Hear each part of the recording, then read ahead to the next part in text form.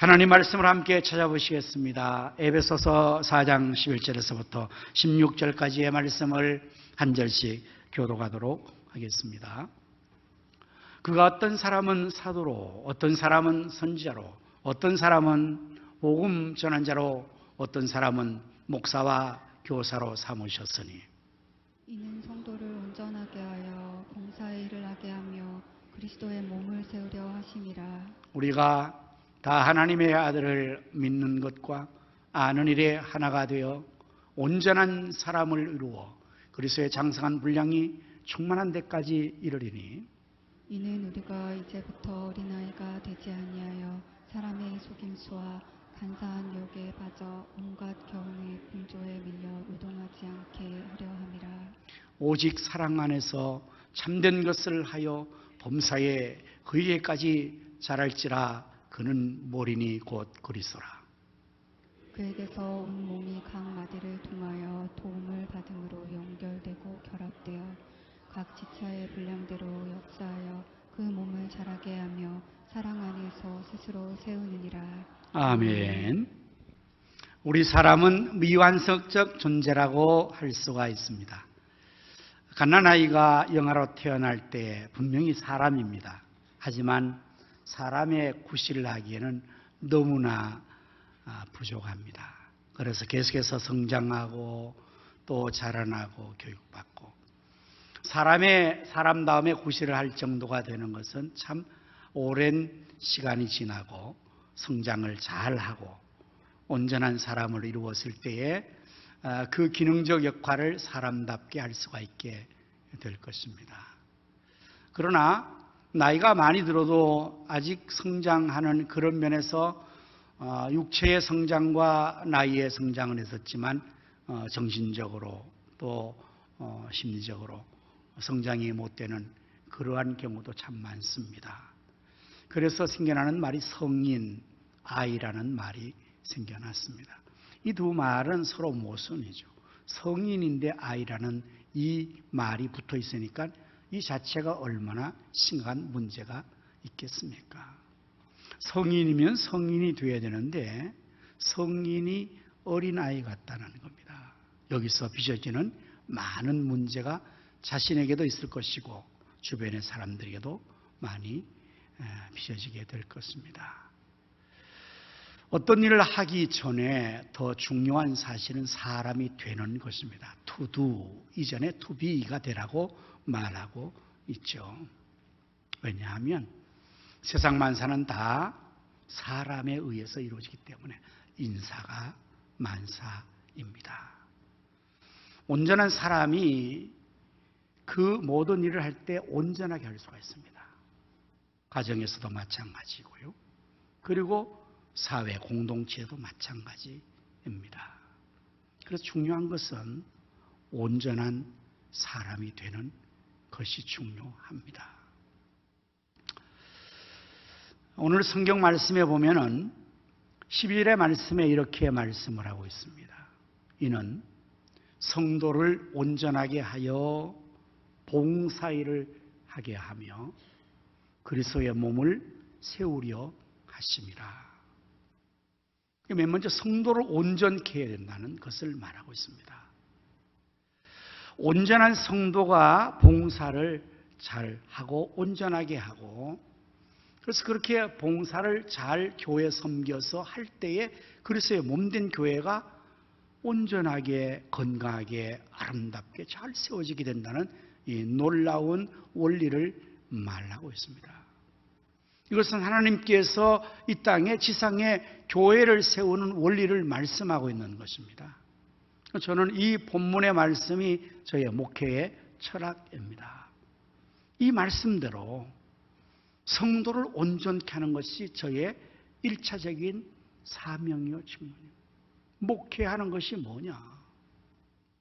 믿지 않는 사람 전도해서 예수 믿게 된 다음에 그 예수 믿는 사람을 온전하게 교육하고 훈련하고 도와주고 그걸 다른 말로 하면 제자를 훈련시키는 것이라고 할 수도 있죠. 성도를 온전케 해야 돼요. 그럼 그 온전한 성도들이 봉사를 잘 할 수가 있습니다. 온전하게 봉사할 수 있습니다.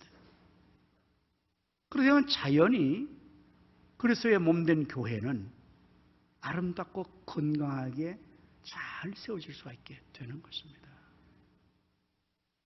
이런 성경적 원리를 아마 성인들도 그대로 본따서 그 학설이나 주장을 하지 않는가 생각을 합니다.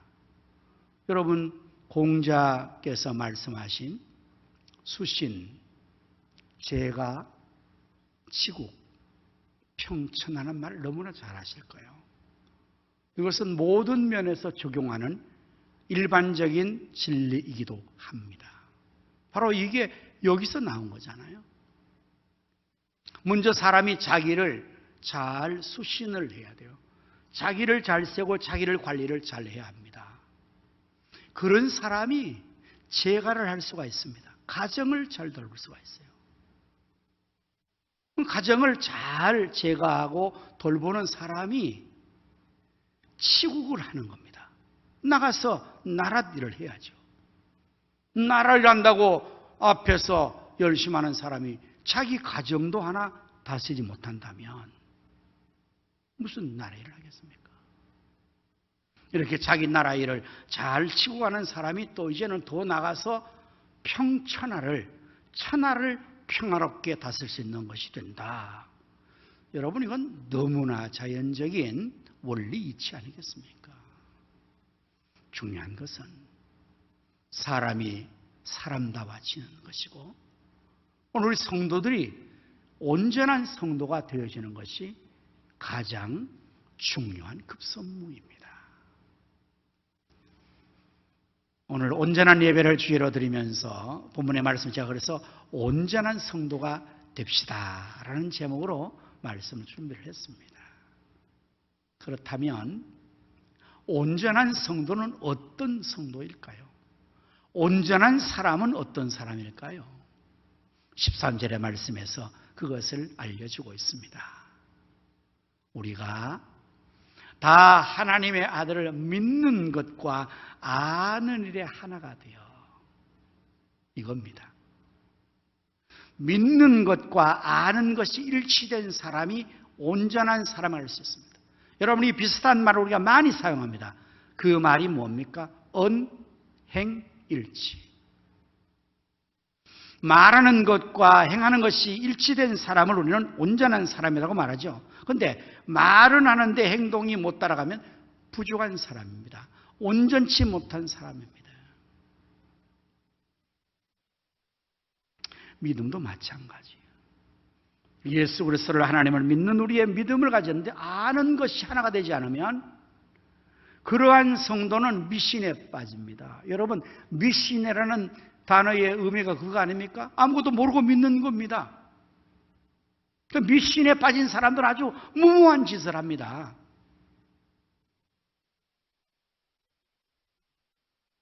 알지 못하고 믿기만 하면 이단에 빠집니다. 그 이단자들이 다 꿰어 넘어가도 모르니까 성경도 몰라, 교회도 몰라요. 그러니까 이단들이 그냥 속이고 미혹하는데 다 넘어가서 자신이 위기를 당하고 가족을 위험한 데 빠뜨리는 이런 일을 하지 않겠습니까? 오늘 14절의 말씀에서는 그 폐해를 이렇게 말씀하고 있습니다. 이는 우리가 이제부터 어린아이가 되지 아니하여 사람의 속임수와 간사한 유혹에 빠져 온갖 교훈에 풍조에 밀려 요동하지 않게 하렵니다. 곧 성장하지 못하고 성숙하지 못하고 어린아이 같은 자리에 있는 사람들의 폐해가 뭐냐? 사람의 속임수에 넘어가는 거예요. 온갖 교훈의 풍조에 밀려서 요동하는 겁니다. 그러니까 믿는 것과 아는 것이 하나가 되어서 그 믿음만큼 아는 것도 알아야 돼요. 성경도 알아야 되고 교회도 알아야 되고 모든 것을 알아야 돼. 그걸 모르면 뭐 득되고 믿기만 믿으면 이러한 위험에 빠져서 큰 일을 당하게 되고 큰 일을 벌이게 될 것입니다. 일치되는 것이 참 중요합니다. 거기 우리가 성도들이 정말 온전한 성도는 교회 안에서만 온전한 성도가 아니라 가정에서도 온전한 성도가 되어야 돼요. 곧 교회와 가정이 일치가 돼야 돼요. 교회와 직장이 일치가 돼요. 그러나 한국교회에 우리 성도들이 많은 비난받는 중요한 문제가 어디에 있는가, 심각한 문제가 어디 있는가, 그건 바로 일치하는 삶을 살지 않는 겁니다. 교회에서는 성도답게 생활을 합니다. 그러나 교회 밖에 나가면 세상 사람과 전혀 다른 바 없고 오히려 지나치게 더 잘못되는 경우가 참 많으니까 온전한 성도로 인정받지 못합니다. 그로 인해서 세상 사람들에게 아주 손가락 질타를 당합니다. 교회 안에서의 생활하는 이 신앙의 모습처럼 가정에서도 가족들에게 인정을 받아야죠. 그런데 그게 안 돼. 일치가 안 돼.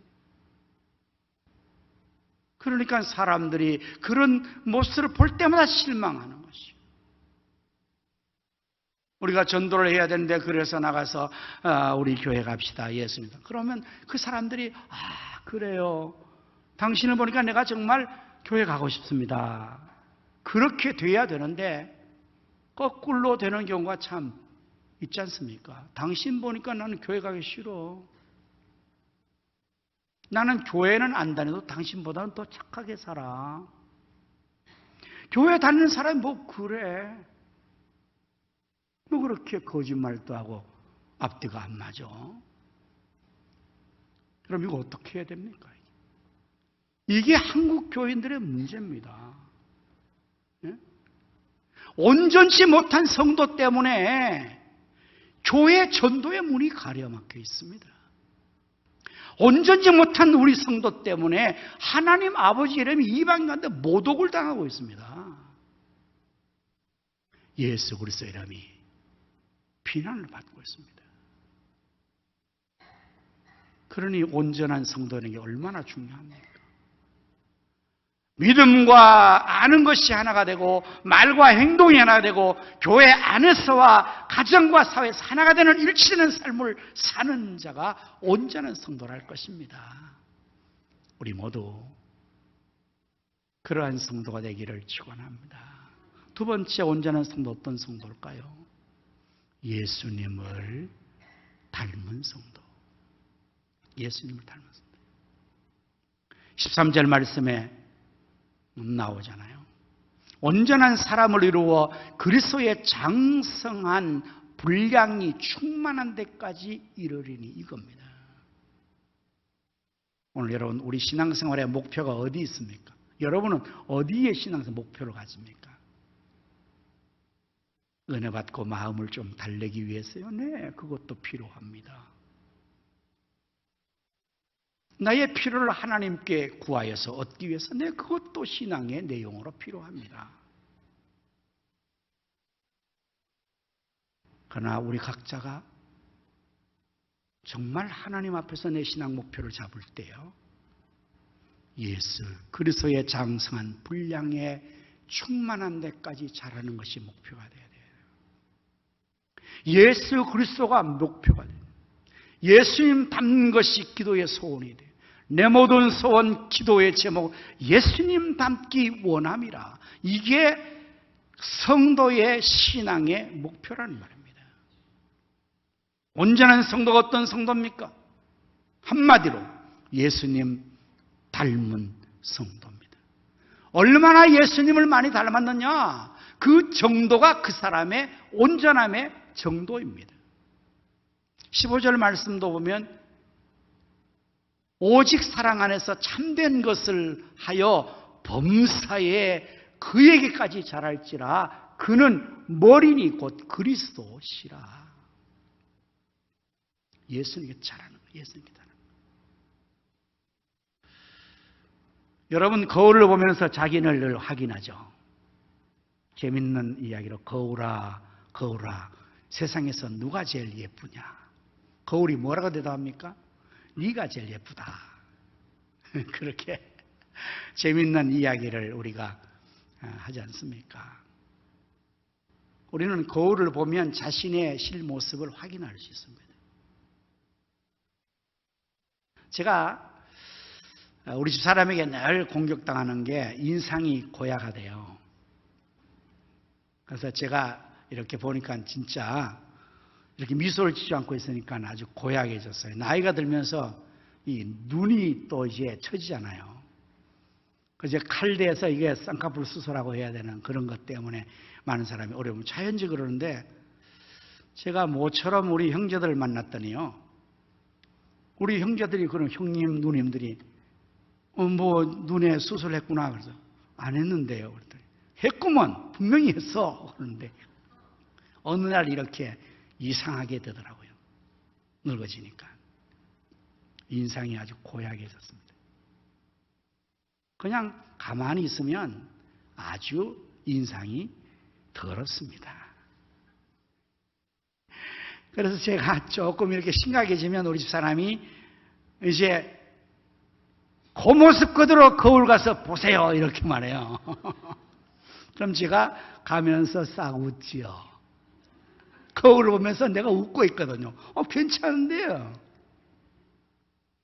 거울을 보면서 인상 사납게 쓰는 사람 없을 겁니다.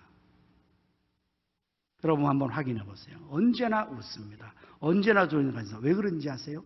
자기가 자기를 확인해도 좋은 인상을 보고 싶거든요. 근데 거울 안 보면요, 나도 모르는 사이에 심각해지고 고약해지고 상대방이 아주 나쁜 인상으로 괴롭히는 경우가 참 많거든요. 자기 확인을 늘 해야 된다는 말이죠. 우리의 외모를 가꾸면서 우리 아름답고 좋은 외모를 가지려고 늘 거울을 보면서 우리 자신을 가다듬는 것처럼 우리의 영혼은 거울이 뭘까요? 우리 안 보이는 영혼은 뭘 봐야 확인할 수 있을까요? 나의 인격과 나의 속사람은 무엇을 통해서 확인할 수가 있을까요? 그건 말씀이 거울입니다. 말씀. 이 말씀을 거울로 보면 여기에 내 모습이 비춰지는데, 말씀과 일치되면 내 모습은 아름답고 좋지만 말씀과 일치되는 내 모습은 어그러지는 거죠. 오늘 우리가 예수님을 닮는 그것이 목표고 그게 온전함에 대한 것이라고 말씀하니 여러분 스스로가 지금 자신에 대해서 한번 평가를 내려보십시오. 예수님을 여러분은 몇 프로 닮고 있다고 자신이 평가합니까? 이거는 여러분 자신이 평가하니까 후하게 점수 줘도 괜찮아요. 얼마의 예수님 닮은 프로테지가 나올까요? 자, 그 다음, 자기가 자기를 평가하는 것은 그것은 주관적이기 때문에 객관화해서 검증받을 수는 없습니다. 자, 이제 객관적인 검증에 들어간다면, 자, 옆에 계신 분을 슬쩍 빨리 훑어보시길 바랍니다. 자세히 쳐다보면 아주 심각해지거든요. 그냥 슬쩍 흘겨보세요. 옆에 있는 그분이 얼마나 예수님을 닮은 것 같습니까? 얼마나 예수님을 닮은 성도 같느냐 이 말이에요. 직분과 상관없습니다. 이거는 신앙의 연조와 상관없는 거예요. 기도 많이 한 것도 상관없을 수 있어요. 봉사 많이 한 것도 상관없을 수 있어요. 성경을 많이 알고 상관없을 수 있어요. 그것 전체가 다 어울려서 중요한 것은 언뜻 보는 옆에 있는 그 성도가 얼마나 예수님 다우냐, 얼마나 다우냐, 그걸 말해요. 제가 한때 열심으로 기도원을 다녔는데, 그때 기도할 때는 제가 꼭 저기 마석에 가면 천마산이라는 아주 명산이 있습니다. 거기는 서울 동도교회에서 기도원을 거기에 세웠는데 아주 높은 산 위에 아주 공기 좋은데 기도원을 지어놨고요. 제가 늘 1년에 목회 준비하기 할 때는 거기를 늘 갔었는데, 간 이유가 그 경관도 좋지만 그 기도원의 원목 목사님이 너무 은혜스러운 목사님이 계셨거든요. 성함이 표창배 목사님이십니다. 연세가 높고 지금 돌아가신 지 근황을 제가 처음 모르겠는데 너무나 기도 많이 하시고 설교도 얼마나 능력 있게 하시는지 가면 힐링도 되고 은혜도 받고 도전받고. 근데 그 목사님이 설교하실 때마다요, 기도원 집회는 아침에, 오전에, 저녁에, 새벽에 막 이렇게 집회하거든요. 그럼 뭐 계속 앉아 있으면 뭐 설교 계속 듣잖아요. 근데 그분의 18번 설교의 레파토리가 뭐냐? 설교 시간 꼭 한 번씩은 해요. 어떤 내용이냐면 마귀가 성도들을 보면서 그렇게 말한대요. 너는 어쩜 그렇게 꼭 나를 빼닮았니? 누가 그렇게 얘기한다고요? 마귀가. 예수님이 성도를 바라보고 너는 어쩜 그렇게 나를 빼닮았니? 이래야 되는데 예수님이 아니고 마귀가 너는, 이쪽 하면 또 시험 들니까 너는 너는 어쩜 그렇게 나를 꼭 빼닮았니? 이 말씀이요, 웃고 넘기를 많이 하더라고요. 과연 여러분은 어떤 성도입니까? 예수님께서 우리를 보시고, 예수님이 오늘 우리를 보시고 너는 어쩜 그렇게 나를 꼭 빼닮았니? 그 말을 들을 수 있는가 나는? 그런 성도로 인정받을 수 있는가? 예수님 당시에 유대 사회에 지도층이 있는 종교 지도자들이 바리새인과 사두개인들과 장로들과 성전 맡은 자들과 서기관들이 있었습니다. 이들이 유대 사회의 종교 지도자들뿐만 아니라 이들은 유대 사회는 하나님 나라이기 때문에 종교와 정치가 하나 되는 정교 일치입니다. 거기는. 그러니까 종교 지도자가 정치 지도자로서 국회의원 같은 역할을 하는 겁니다. 사내들은 공의회라는, 거기는 우리나라 국회 같은 곳이라서 거기서 모든 것을 다 다뤄요. 심지어 거기서 결의하면 사형도 집행할 수 있는 그런 강력한 권력을 가지고 있는 그런 집단입니다. 그 중에서 바리새파를 많이 보고요. 여러분 성경 복음서를 읽어보시면요, 바리새인들 이야기가 많이 나옵니다. 바리새인. 이 바리새인들 어떤 사람인가 하면 유대인 중에서도 자신들은 특별한 사람들을 분리를 해놓은 분리자들이라는 뜻이에요. 바리새라는 뜻이 원어의 의미가 분리자라는 뜻입니다. 왜 분리를 했는가? 자기들만이 가장 하나님을 잘 섬기고 율법을 준수하고 하나님 앞에서 가장 의롭다고 생각한 것입니다. 유대인들은 민족적으로 전 세계 모든 민족 가운데서 자신들이 가장 선한 백성, 선택된 백성, 선민이라고 생각합니다. 우월하게. 이방인으로 상종을 하지 않죠. 그게 유대인들인데 그 유대인 중에서도 바리새인들은 그 유대인들보다도 자기들 더 거룩하고 더 하나님 잘 섬기고 있다고 자부하던 그러한 무리가 바리새인들입니다. 그런데 복음서를 여러분 읽어보시면 예수님께서는 바리새를 보면서 뭐라고 말씀하실 것 같아요? 너희들은 어쩜 그렇게 나를 꼭 빼닮았니? 아니, 너희들은 어쩜 그렇게 마귀를 꼭 빼닮았니? 예수님이 그렇게 말씀하셨어요. 누구에게요? 바리새인들에게요. 이건 점잖은 이야기입니다. 예수님께서 더 아주 그들에게 직격탄을 날린 것이 너희는 마귀의 자식들이니라. 아예 그렇게 쏘아붙였어요. 그러니 바리새인들이 얼마나 화가 났겠습니까? 예? 나사렛 시골의 청년 하나가 나서서 감히 자기들을 향해서 마귀 새끼들이라고 몰아붙이니 이들이 얼마나 화가 났겠습니까?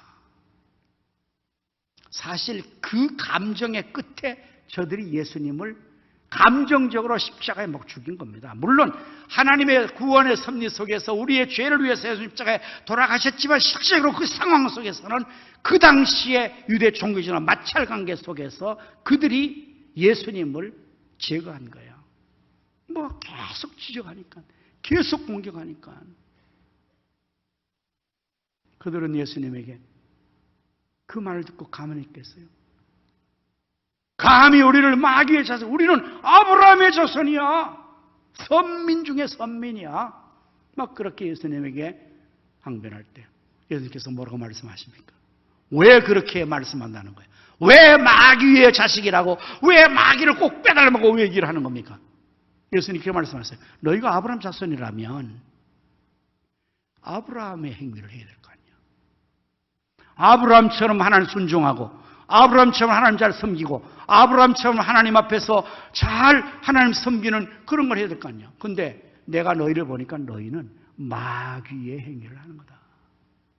그러니까 나는 너희를 마귀 자식이라고 한다. 사랑하는 성도 여러분, 과연 우리는 예수님의 사람이라고 인정받을 수 있을까요? 내 가족들이 나를 그렇게 인정할 수 있습니까? 우리의 자식들이 교회 다니는 아버지 어머니 보고 와, 예수님 같구나. 우리 아버지 어머니는 정말 예수님 같아.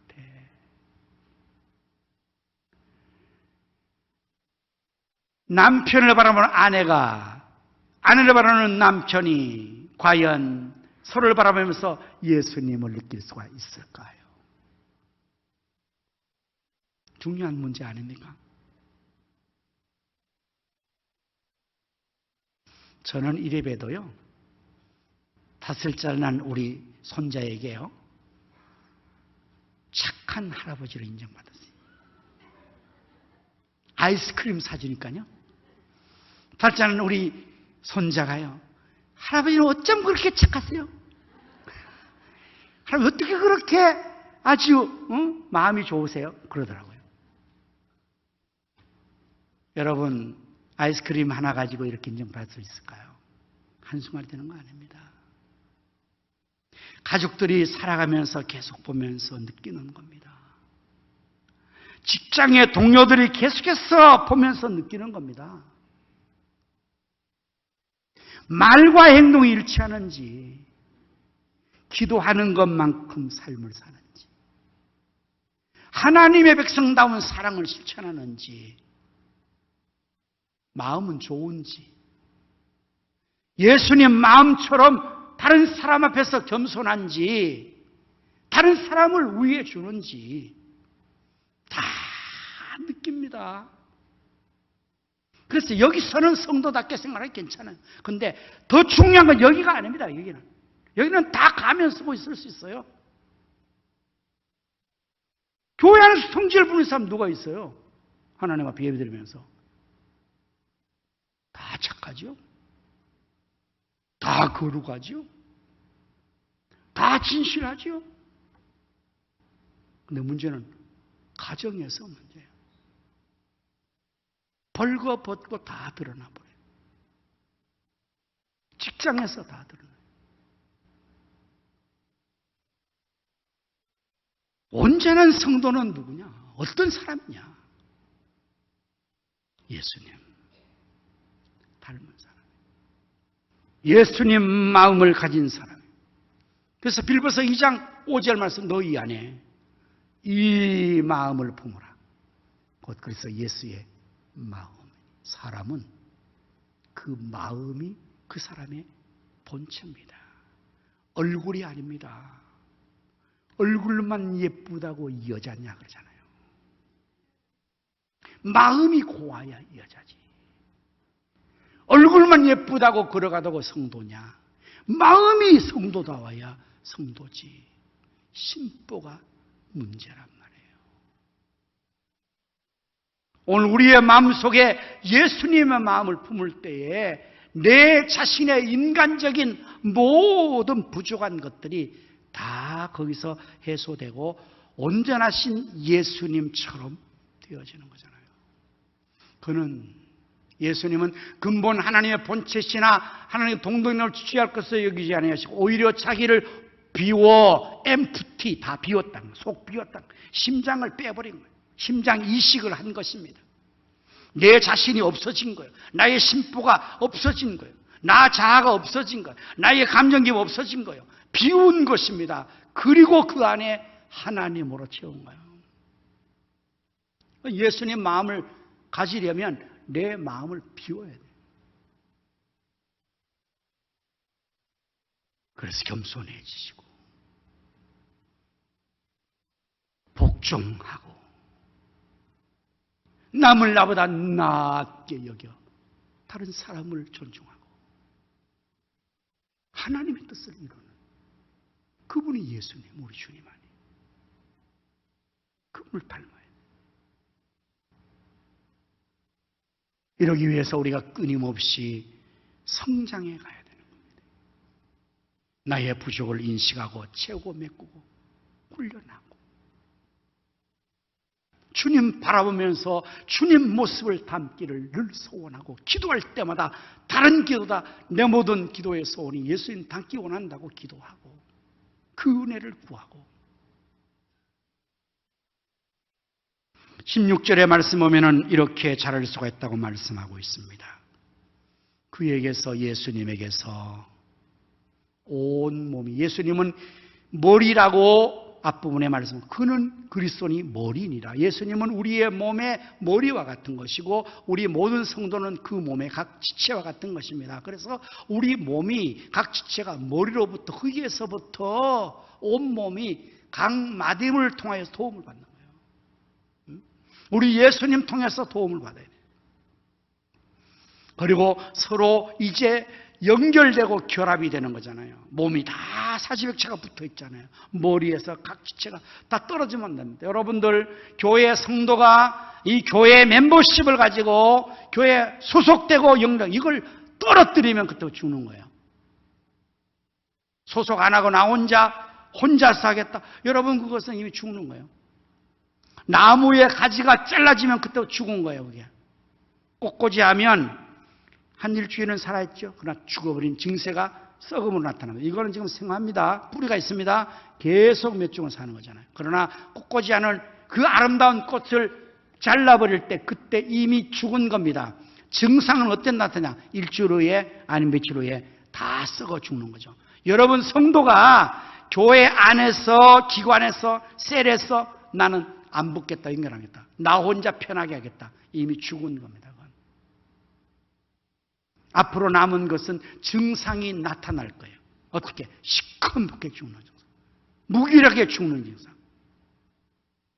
연결돼야 돼요. 결합돼야 돼요. 그리고 각 지체마다 서로 도움을 주고받음으로 말미암아 사랑 안에서 스스로 세워지는 잘 자라는 성도가 교회 생활이 그렇게 중요한 겁니다.